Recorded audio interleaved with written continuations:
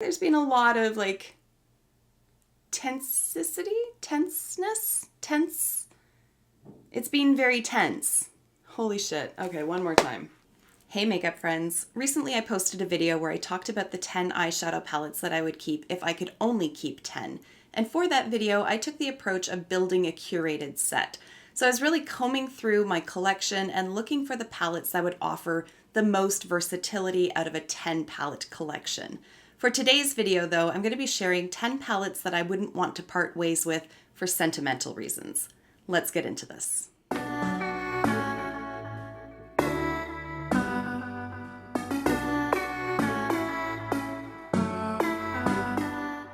As always, I want to start off by welcoming you back to my channel, or if you are new here, then hello and welcome.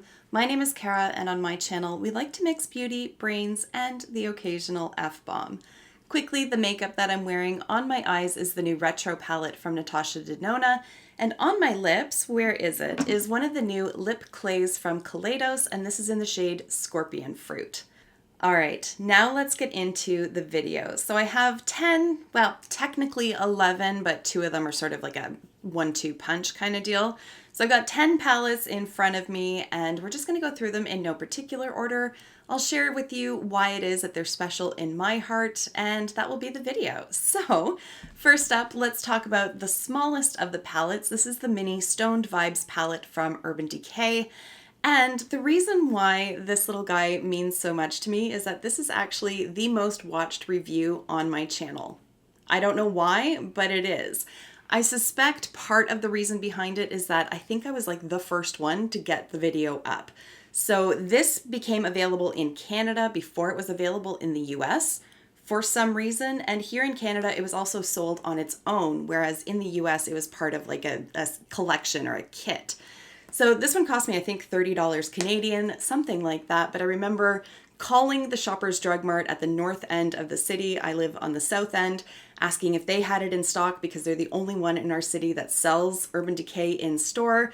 They had it in stock, and then it was like a race against time for me to get there before the store closed down. So I had to make my way across town into the mall to find the Shoppers Drug Mart to pick this up and then run myself home and actually film with it. But I'm so glad that I did because, like I said, it's the most watched review video that I have on my channel, and that just holds a special place in my heart, and therefore so does the palette. The next palette is the Nomad palette from Juvia's Place, and I have to be honest, this actual palette I haven't used yet. But this is the second one of the Nomad that I bought. I initially ordered this probably about 2 years ago because I remember it was delivered right after I had gastric bypass surgery. So I remember being sort of prone on the couch. I wasn't up to putting on makeup, but I remember playing with this, just swatching it, staring at it, seeing how pretty it was. Again, there's the color story in there. And so there's like that little tie for me, but then about a year later, I lost my mind. And I had, I think at the time, maybe 10 or 11 Juvia's Place palettes. So they were like quite the stack and they were taking up a ton of space on my shelf. So I thought, you know what, I'm gonna go ahead and depot all of them, put them into a magnetic case. I'm gonna get a lot more use out of them that way. No, I did not. First of all, I shattered like half of the shadows in that process. I'm just not very good at depotting. So I lost a lot of good soldiers doing that. And then the magnetic case just sat in the drawer. I never brought it out. And I eventually just got rid of all of those shadows. Wasteful, yes, I know, fully aware. But I had so much regret that I did not have this palette anymore that I ordered it again and replaced it. So I do want to use it because it is such a beautiful color story. Like, and it's perfect for this time of year. Like, this is a very autumnal palette. So I do need to bust this one out some more, but I had such intense regret over depotting it and then losing all the shades that were in there that I don't want to let it go a second time. Now, another palette in my collection that I don't use very often at all, but when I do, it makes my heart happy, is this one here from Give Me Glow. This is the Christmas Morning palette, and I do tend to bust this out only around the holiday time, just given the color story, although of course you're not limited to only using it at Christmas. You can just mix and match as you see fit, or just, hell, wear a red and green look. Who's gonna say anything? But I have to be honest, I haven't always been a big Christmas fan, especially as an adult. I mean, as a kid, hell yeah, Christmas every day would have been awesome. As an adult, it's been a rather stressful period for most of my adult life. I won't get into the details, but suffice to say, family. However, in the last few years, a lot of that stress has been alleviated and reduced, and Christmas has now become a time that I actually really do get excited for and look forward to, and I kind of revel in the whole day now, especially because my kids are getting a little bit older.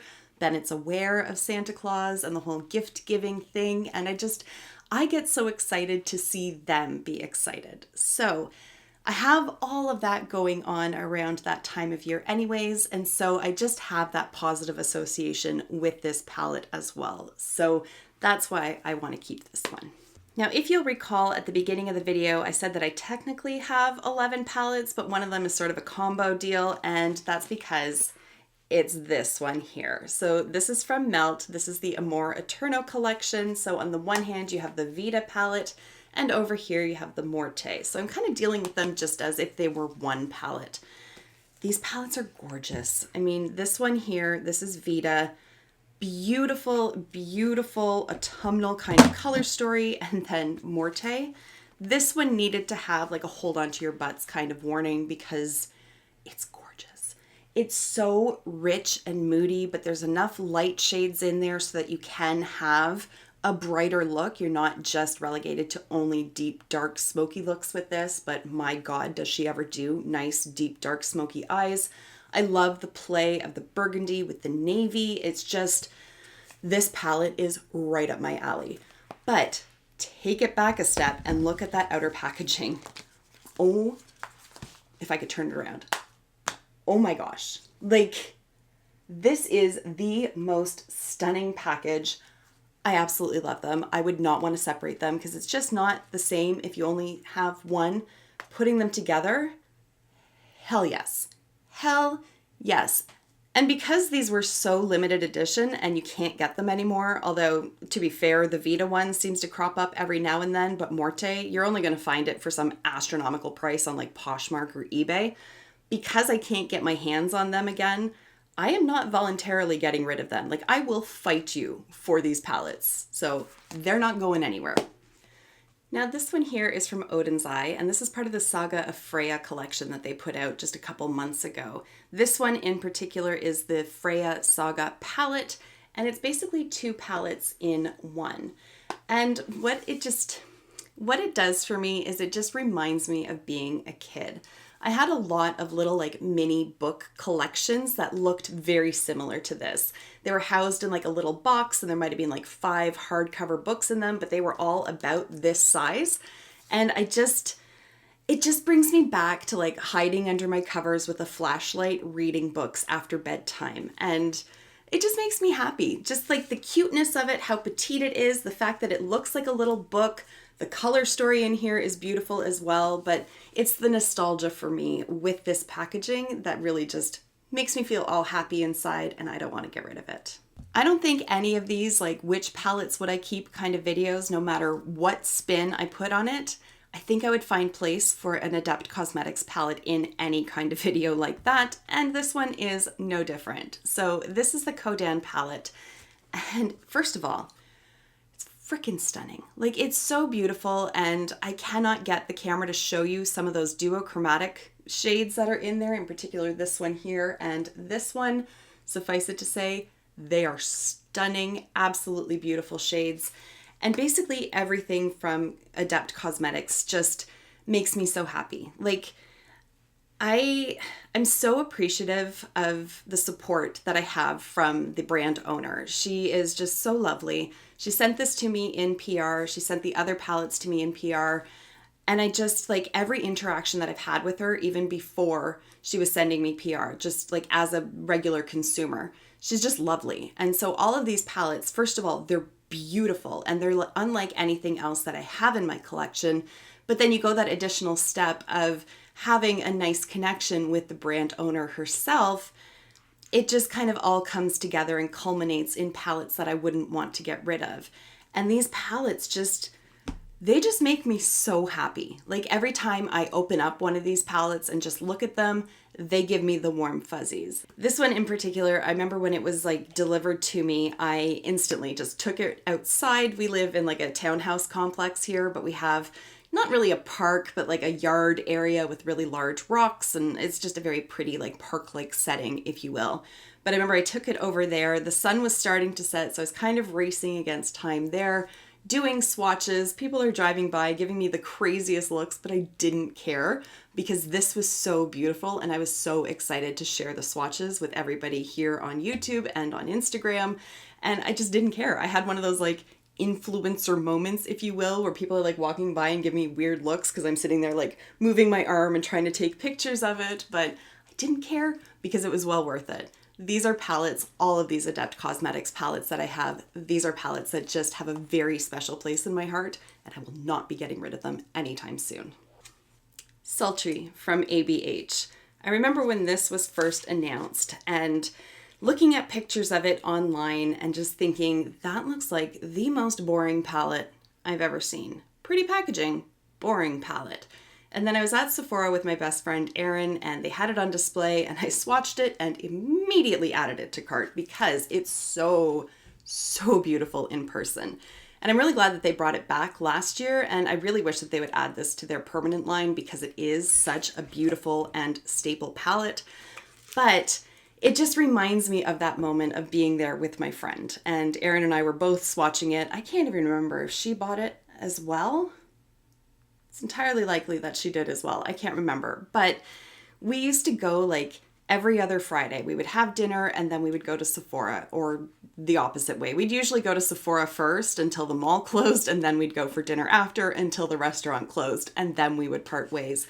And it's been a long time since we've been able to do that, what with the pandemic, and then before that, just different parenting responsibilities and all that just comes up in the way. But that was like our ritual for quite some time, and I really miss that. But seeing some of the items that I distinctly remember buying while I was with her just takes me back to those days where we were able to do that on a regular basis, and I'm really looking forward to when we can do that again. So this one, just aside from how beautiful it is, it just sparks all of those memories and just makes me think of my best friend, which always makes me happy.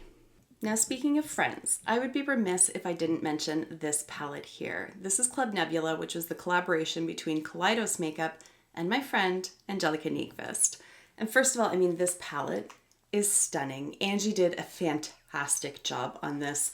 It's such a beautiful selection of shades. The shimmers in here are insanely gorgeous. She did an amazing job on this. And being able to see a little bit of the behind the scenes with her over on Marco Polo was just a really cool experience as an outsider. But not only am I super proud of her for creating such a beautiful palette and even having that opportunity to begin with, but I still continue to have fangirl moments. Like, I'm in a group chat with Angelica and Heather Austin and Karen Harris over on Marco Polo. I am not great at Marco Polo. I will freely admit that. They will back me up on this. I'll go hard for a few days and then I'm just like, and I hit my limit on peopling, and my introverted self just needs to take a break. It's just who I am as a person. Thankfully, they're very understanding and very forgiving of that and just welcome me back when I do come. But at any rate, we do talk on a basically daily basis, and I still just have huge fangirl moments over that. Like, I remember last fall, Angie and I did a live stream together over on her channel, and not only was I live streaming with Angie, which in and of itself blew my mind, but we did a palette bingo together using all of our Kaleidos Futurism palettes. So I went into it completely not knowing what we were going to pull because we pulled all the shades live during the stream. So I'm sitting there with Angie, who is the color queen. Like, her eyeshadow looks are always amazing. And it was just the most surreal moment. Like, it was so surreal. And then with respect to Club Nebula, she did add me to the PR list. So Kaleidos did send this to me. And then Kaleidos has continued to keep me on their PR list, which is just so exciting and so humbling. Like, the lipstick that I'm wearing today is part of their new Apple collection, which they sent to me. She has opened doors for me, and this palette just always makes me think of her, obviously, because it's her palette, but more so of our friendship and how it's evolved over the last year, year and a half. And I'm just so grateful for the doors that YouTube has opened to me and the connections that I've made, not only with Angie, but with other people and with subscribers and viewers and people over on Instagram. And it's really opened my world to me. And so something as simple as just seeing this sitting in my collection just brings like waves of emotion over me. And so I could never get rid of this palette.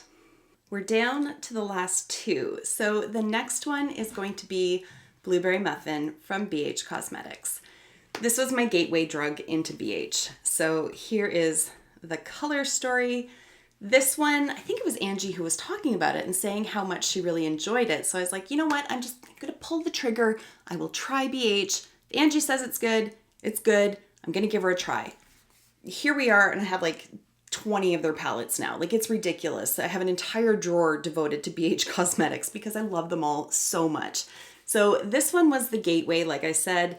I remember just getting it and being blown away by the quality of it. For whatever reason, I just assumed that BH was going to be like dusty and powdery and really not all that great. And my goodness, I was wrong on that assumption. So it's true what they say about assuming things. Just don't do that. Just try the makeup.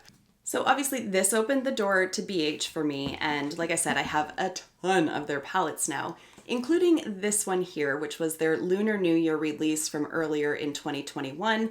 And this was done in collaboration with Shi Shi and I did, I think, a 3 looks video using this palette probably back in February. If I can find it, I'll link it up there. But I also posted the looks over on Instagram, and because of that, Shi Shi now follows me and I follow her. And frankly, I think she's an absolutely beautiful, beautiful woman.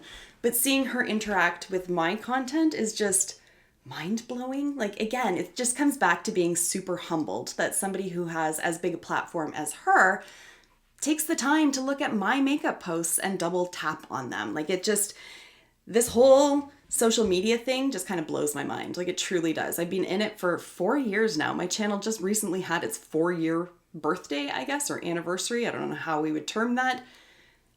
And it just, if you had told me 4 years ago where I would be today, I wouldn't have believed it. There's no way I would have believed it. But at any rate, here we are.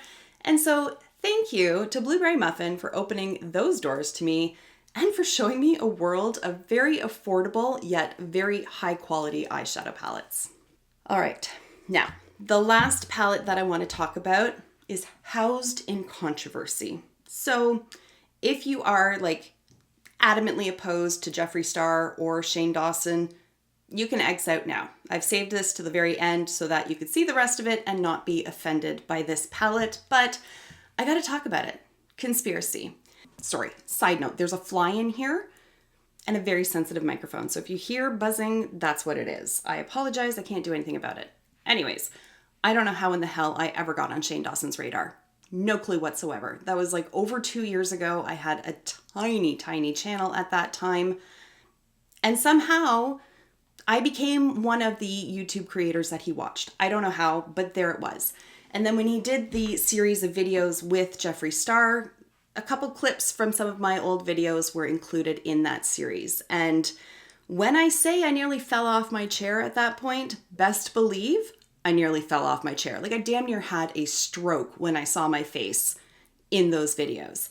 And then, to top it off, he added me to the PR list for the entire Conspiracy collection.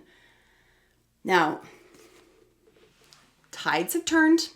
There's been a lot of controversy surrounding both of those players, but that doesn't detract from the fact that I got PR from Shane Dawson and Jeffree Star, heavy hitters in the YouTube world, no matter how you slice it, and no matter what you think about them. And it was such an exciting time. Like, I remember when the PR box arrived, and again, nearly had a stroke. Like, I giggled for like an hour straight after. I just couldn't believe that I had received that I was getting PR from those two. So although both Shane and Jeffree have had more than their fair share of drama over the years, this palette still holds a special place in my heart because it represents one of the most exciting moments that's happened to me in my YouTube career. So I want to keep it for those reasons. Also, if you could kill this fly for me, that would be fantastic. This room is like 6 by 8 feet, like it's tiny, and this fly is like an albatross flying around in here. It keeps pinging into me, it keeps landing on the microphone. It's driving me insane. But at any rate, those are the 10 eyeshadow palettes that I don't want to get rid of for sentimental reasons. I would love to hear from you in the comments. What are some palettes that hold a really special place in your heart and why? But other than that, I'm going to wrap the video up here. Thank you so much for taking the time to watch, and I will see you in my next one. Until then, just be a decent human being. Bye for now.